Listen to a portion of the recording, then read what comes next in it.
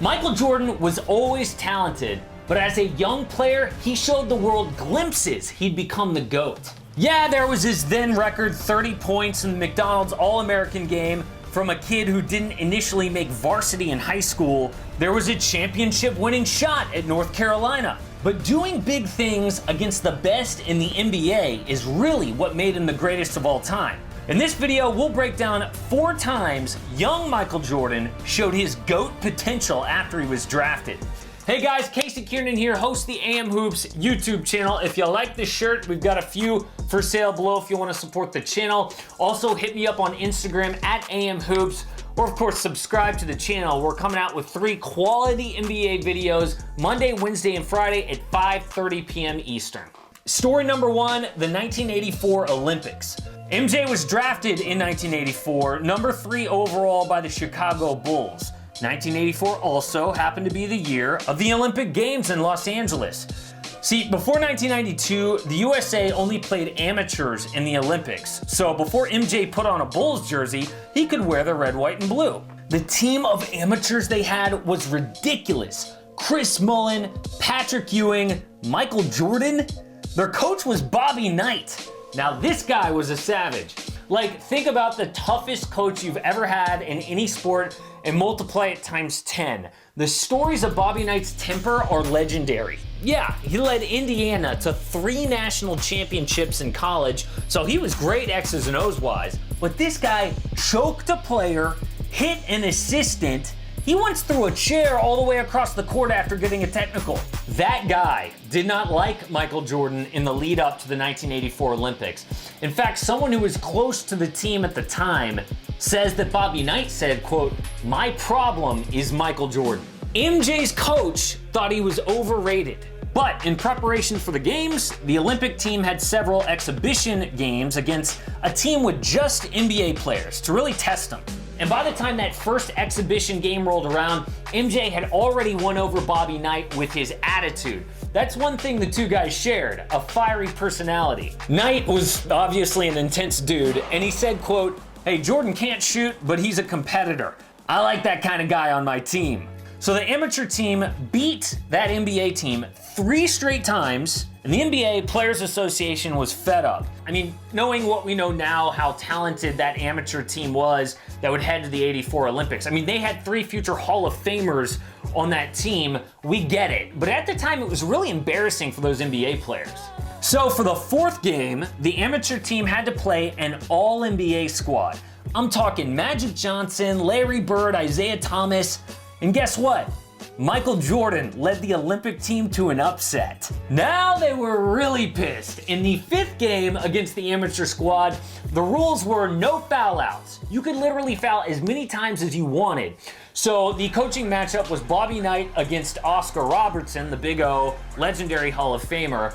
And the game plan from Oscar Robertson was beat up on the amateurs in the paint, especially Michael Jordan, make him earn every point. 30-year-old Mike Dunleavy let MJ have it.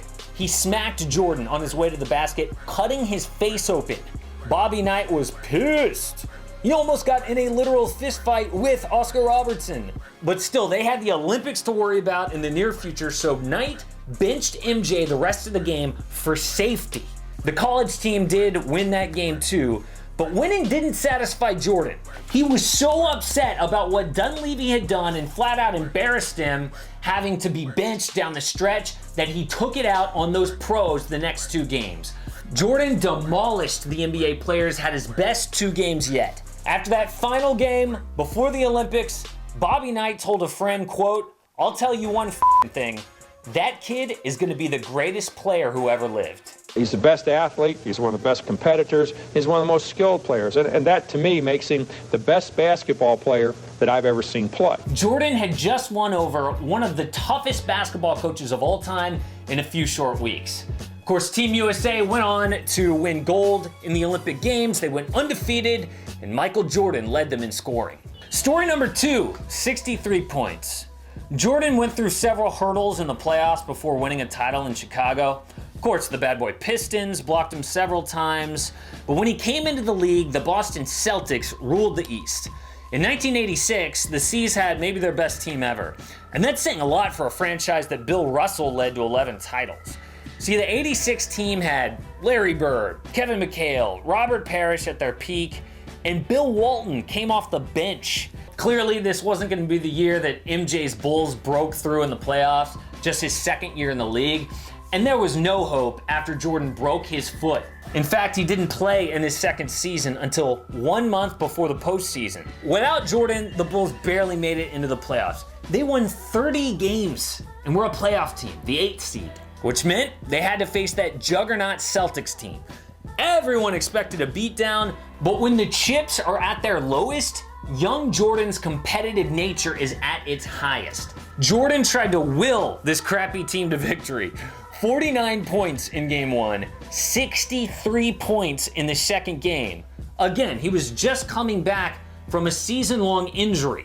The best Boston team ever could not stop Michael Jeffrey Jordan. This wasn't just offense, he did it on D as well. The Bulls lost, in fact they were swept, but the world knew that young Michael Jordan was destined for greatness. In fact, Larry legend, Larry Bird said after the game, quote, "That was God disguised as Michael Jordan."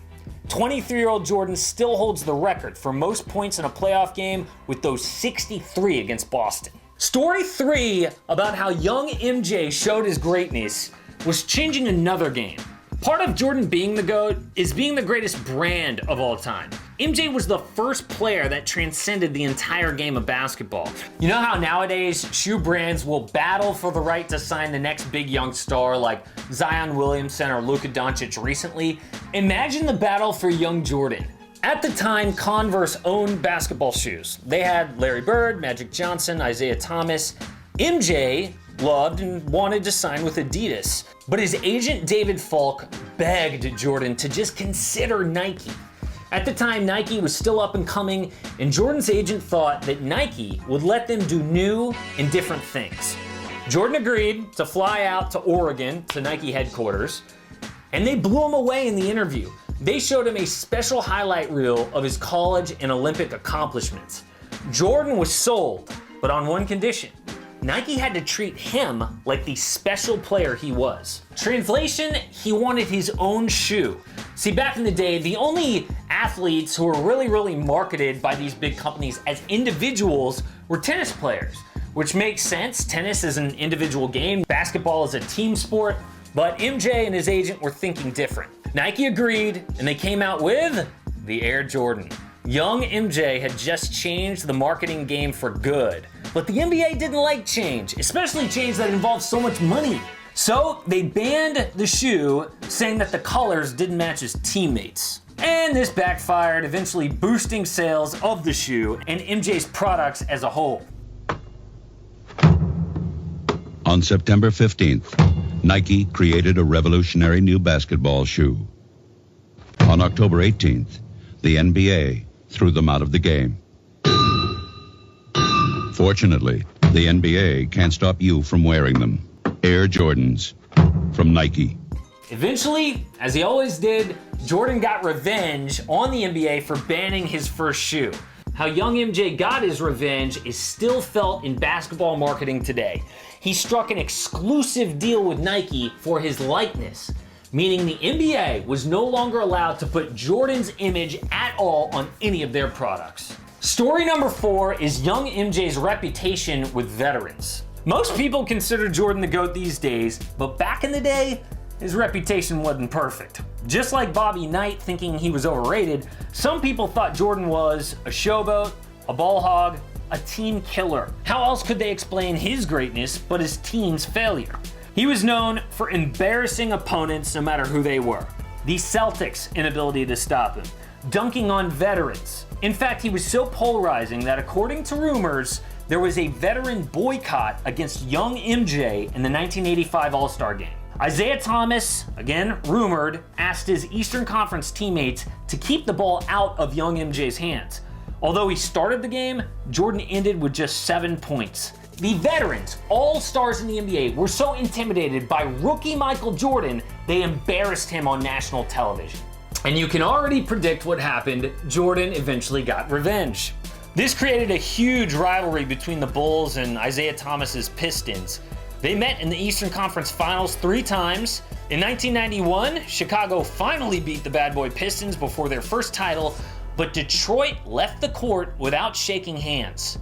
To this day, it's looked on as one of the most disrespectful moves in NBA history.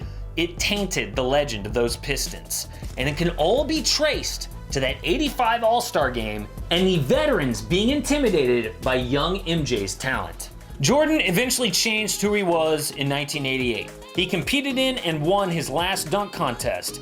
Before that, he used to dunk all the time to embarrass his opponents, but after that, he became a shooter and a 6-time champion. Yep, that's when young MJ changed his ways to eventually become the GOAT, just like the world knew he would. Support AM Hoops and click subscribe. Don't miss a weekly NBA video.